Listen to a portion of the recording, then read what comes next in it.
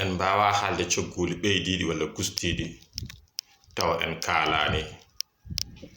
ngalu leydi no dañirte hono faggudu muɗum maɗum économie leydi noon hono faggudu muɗum fawi koye keewal ɓesgu muɗum e dañirɗe muɗum ko hen mbawten ɓedde holko leydi ndi golloto holno cogguuli ɗi termodirte nden gandaten ko foti ɓeydade ko foti ustade sabu faggudu noon dennangal kene heɓe e nder leydi ndi walla kene softe ene adda gartam e nder leydi ndi e ko addata gartam ko fof so rendinama ko ƴeewe ko ɗum wawi jibinde tugnade e limore yimɓeɓe e tugnade e sohlaji yimɓeɓe ɗum ɗon wiwandata dalilu wiye faggudu ɗum ɗo noon ko hen kadi ko ligga e hitande nde ko ƴeewe no waydi e ko yawti ko wawa ɓeydade walla wawa ustade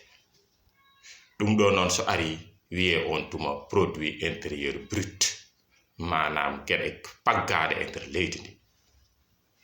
kono gueɗe ɗe gendi ndi faggani hoore muɗum ko jeeyi ko kadi ka alay saago ɗum ɗon kadi qiima muɗum naata e nder faggudu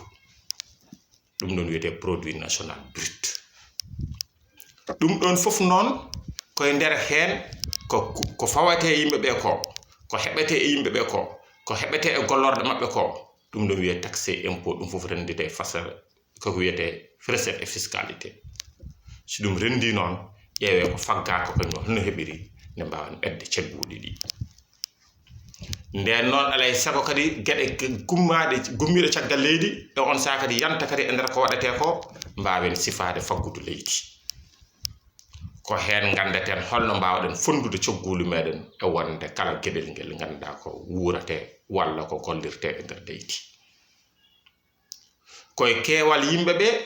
ɓesgu wonɓe e nder leydi ndi e goƴaji mabɓe e ganduɗa ɗum ɓe cohli ɗum e koko ligga e ko fagga caggal leydi fof rendine ɓetodire e on saaha mbawen dañde cogguuli ɗi holto keɓere holno ɓetirte